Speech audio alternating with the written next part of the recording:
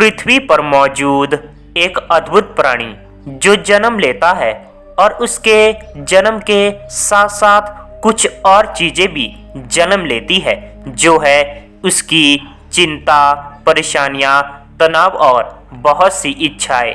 लेकिन हर इंसान के जीवन में सब कुछ बुरा नहीं होता। बीच बीच में उसे कुछ अच्छे पल भी मिलते हैं, लेकिन वह अच्छे पल मिलते ही कुछ रह जाता है। वह है उसके समस्याएं, परेशानियां, चिंता और तनाव। लेकिन अपने आप को सबसे ज़्यादा बुद्धिमान समझने वाला ये मनुष्य ही है, जो संसार के बड़े से बड़े कार्य कर सकता है। साइंस और टेक्नोलॉजी में ऐसी ऐसी चीज़ें डेवलप कर सकता है जिसकी कभी कल्पना करना भी मुश्किल था, पर यह इंसान अपने भीतर उस चीज़ को कभी डेवलप नहीं कर पाता जिस चीज़ के लिए बार बार जन्म लेता है। असल में आप अपने जीवन के सभी चिंताओं और तनाव से मुक्त हो सकते हो, लेकिन इसके लिए खोज आपको अपने भीतर की ओर करनी होगी। आप अपनी केवल ऊपरी परत को जानते हो और आपके जीवन की सभी समस्याएं कहीं भीतरी परतों में आ रही है। तुम केवल एक नहीं हो, तुम अनेक हो। एक होते तो जीतना संभव था, क्योंकि तुमने केवल अपनी बाहरी परतों को ही जाना है और वह भी ठीक से नहीं जाना। आप अपनी दूसरी परतों के बारे में नहीं जानते, इसीलिए पूरा जीवन झुलसते रहते हो। आपका शरीर है, यह आपकी पहली और ऊपरी परत है, और इस शरीर की अपनी वासनाएं हैं, अपनी इच्छाएं हैं। शरीर का अपना ही एक आकर्षण है। जैसे ही आप अपने शरीर के भीतर जाकर देखते हैं तो आपको अपने होने की दूसरी परत का पता चलता है, जो है आपका मन। मन की भी अपनी वासनाएं हैं, अपनी कुछ इच्छाएं हैं, और जब इस मन के पार निकलते हैं तब वहाँ आपकी बुद्धि और विवेक की परत होती है, जो आपके शरीर की परत जितनी सूक्ष्म होती है उसकी ज़रूरतें और इच्छाएं भी सूक्ष्म और धुंधली होती है, जो आपको सामान्यताएं दिखती नहीं है। तो आपके शरीर की ये 3 परतें हैं, इसमें आपस में बहुत बड़ा विरोधाभास है। शरीर कहता है कुछ करो, मन कहता है कुछ और करो, बुद्धि कुछ और इशारा देती है, और इन तीनों परतों की इच्छाएं, कामनाएं और इनके कार्य अलग अलग होने की वजह से आपके भीतर एक द्वंद्व, एक संघर्ष शुरू हो जाता है। अगर तुम केवल मन ही होते तो भी परेशानी नहीं थी, और अगर तुम आत्मा होते तो भी कोई दिक्कत नहीं थी। आपके अंदर तरह तरह की छुपी हुई संभावनाएं हैं, और आपके भीतर यही जटिलता आपको अशांत करती है। शायद आपने कभी गौर न किया हो, इस संसार में मनुष्य के अलावा बाकी जो भी जीवन है, पेड़ पौधे, पशु पक्षी, जिनकी चेतना मनुष्य इतनी विकृत नहीं है, वह आपको कम अशांत दिखाई देंगे। किसी भी पशु के जीवन में बहुत कम संघर्ष है, क्योंकि उस पशु के भीतर मनुष्य जितनी परतें सक्रिय नहीं होती। एक पशु का शरीर विकसित अवश्य होता है, परंतु उसका मन मनुष्य जितना विकसित नहीं होता, इसीलिए वो कम अशांत दिखाई देते हैं। पेड़ पौधे, इनमें मन और बुद्धि का स्तर और भी कम होता है, जिसके कारण पेड़ और भी शांत नजर आते हैं। उन्हें कुछ करना नहीं होता, कोई इच्छा, कोई आकांक्षा नहीं है। जीवन के लिए जितना उन्हें चाहिए प्रकृति उन्हें पर्याप्त मात्रा में दे देती है। उनकी अपनी तरफ से कोई मांग नहीं होती, इसलिए वे सबसे अधिक शांत नजर आते हैं। इसी प्रकार से इंसानों में भी कुछ कैटेगरी होती है, अर्थात जो व्यक्ति जितना विचारशील होगा, जितना अधिक बुद्धिमान होगा, वे अपने जीवन में उतना ही अशांत होगा, और इसके विपरीत जो इंसान जिसकी बुद्धि कम होगी, कम विचारशील होगा, वो उतना ही कम अशांत होगा। आपने अपने आसपास किसी पागल को देखा होगा जो बुद्धिहीन है, दिमाग से पीछे है, उसे भी जीवन में कोई शिकायत नहीं होती, उसके जीवन में परेशानी और तनाव की कोई जगह नहीं है, क्योंकि अशांत और तनावपूर्ण होने के लिए भी आपको अपने मन और तेज बुद्धि की जरूरत है। इसीलिए जो व्यक्ति जितना अधिक शिक्षित होता चला जाता है, जितना अधिक बुद्धिमान होता चला जाता है, वो उतना ही तनाव और चिंता से घिर जाता है। आज पूरी दुनिया में अमेरिका एक ऐसा देश है जहां मानसिक रोगियों की संख्या सबसे ज़्यादा अधिक है। ये केवल इसीलिए है क्योंकि आज अमेरिका पूरी दुनिया में सबसे अधिक बुद्धिमान है। पैसे, सुख सुविधा, प्रतिष्ठा, जिस घर के सदस्य जितने अधिक संपन्न होते हैं, उस घर में अशांति उतनी ज़्यादा अधिक होती है। जबकि एक मजदूर के घर में उतनी अशांति नहीं मिलेगी। वह जितना छोटा होगा, उसकी इच्छाएं भी उतनी छोटी होगी और उतना ही छोटा जीवन होगा। आज दुनिया भर में सफल लोग ज़्यादा अशांत है, क्योंकि सफल रिजल्ट है बुद्धिमानी का। आप जितने अधिक बुद्धिमान होगे, उतने ही अधिक सफल होगे। आप उतने चिंतित, दुखी और पीड़ित होगे। अगर आप इस शरीर में स्वयं को आत्मा जानकर जी सके, तो आपको कभी विचलित और परेशान नहीं किया जा सकता, कोई चाह कर भी नहीं कर सकता।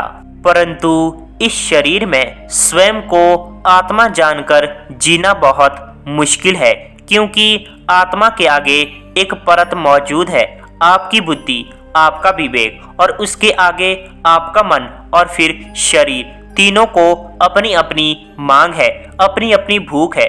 शरीर कुछ और कहता है, मन कुछ और कहता है, बुद्धि कुछ और संकेत देती है, और आत्मा तो बहुत गहरी परत है। शरीर कहता है किसी स्त्री को भोगना है, मन थोड़ी गहरी डिमांड करता है। मन कहता है कि इसकी भावना और फीलिंग्स चाहिए। बुद्धि कहती है कि ये गलत होगा, समाज क्या कहेगा, घर वाले क्या कहेंगे। ऐसे आपके शरीर को आवश्यकता अनुसार भोजन चाहिए, तो शरीर भोजन करता है। मन कहता है कि स्वादिष्ट चाहिए और अधिक चाहिए। बुद्धि कहती है ठीक नहीं होगा, अधिक भोजन करने से शरीर में रोग हो जाएंगे। आप कहते हैं कि आपका मन विचलित हो रहा है, आपको चिंता हो रही है। असल में ऐसी स्थितियां तब होती है जब आपके भीतर इन तीनों के बीच संघर्ष चल रहा हो। तो आपको यह तो पता लग गया है कि आपके जीवन में सभी समस्याएं और चिंताएं क्यों आ रही है, परंतु अब सवाल ये उठता है कि इनसे बाहर निकलने का क्या उपाय है। देखिए, आपके जीवन में जो भी परेशानियां और तनाव पैदा होते हैं, वे जिस तल पे होते हैं, जिस परत पे होते हैं, आप उसे उस परत पर ठीक करना चाहते हैं। जैसे मान लीजिए आपकी सबसे ऊपरी परत यानी आपके शरीर से कोई गलती होती है, तो आप उसे शारीरिक तल पर ठीक करना चाहते हैं। किसी ने आपके शरीर को चोट पहुंचाई है, तो आप उसे भीतरी तल पर चोट पहुंचाना चाहते हैं। इससे परेशानी और बढ़ जाती है। अगर आपके शरीर के तल पे कोई परेशानी है, तो उसे ठीक करने के लिए उससे बड़ी शक्ति का इस्तेमाल करना होगा, जो कि आपका मन। अगर मन में कोई पीड़ा है, तो उसे मन ठीक नहीं कर सकता, उससे बड़ी शक्ति चाहिए, जो कि आपकी बुद्धि। अगर आपकी बुद्धि के तल पे कोई कठिनाई है, तो उसे बुद्धि से ठीक नहीं किया जा सकता, क्योंकि आज बड़े बड़े बुद्धिमान लोग भी अशांत है। बुद्धि की कठिनाई ठीक करने के लिए आपको अपनी आत्मा के निकट पहुंचना होगा। कई बार कोई साधक जब अपनी साधना में बहुत गहरा उतर जाता है, तो ऐसा नहीं है उसके भीतर कठिनाई नहीं होती। कई बार उसे आत्मा के तल पर भी कठिनाई होती है, और उस आत्मा के तल पर कठिनाई दूर करने के लिए केवल परमात्मा ही एकमात्र उपाय है।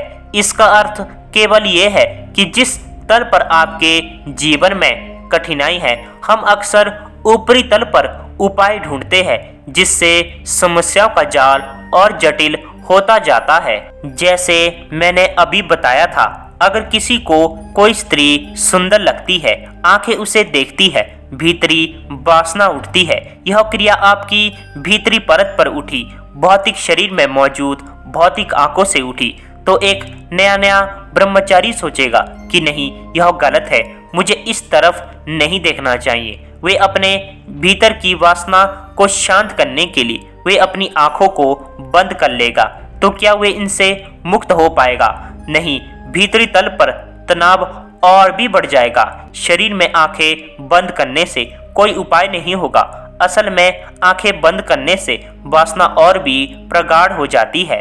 अगर आपकी पहले परत में कोई समस्या है तो उसका दमन करके उससे मुक्त नहीं हुआ जा सकता।